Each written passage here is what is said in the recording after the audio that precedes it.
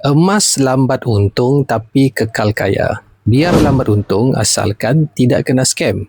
Simpan emas memang lambat untung, tetapi jika anda tidak menabung emas sekalipun, duit anda tetap akan habis. Jika melabur dalam saham, anda masih boleh rugi. Antara kelebihan simpanan emas, duit simpanan anda 1 sen pun insya-Allah tidak bocor.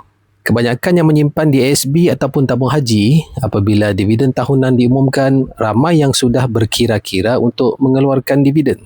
Walaupun simpanan asal anda tidak bocor dan kekal nombornya, tetapi nilai duit anda semakin hari semakin rendah akibat kejatuhan nilai ringgit. Sebab itulah penyimpan emas lebih cepat kaya berbanding yang menyimpan wang tunai. Tetapi pastikan simpanan emas anda jadikan simpanan untuk masa hadapan, bukannya simpanan untuk kegunaan hari esok.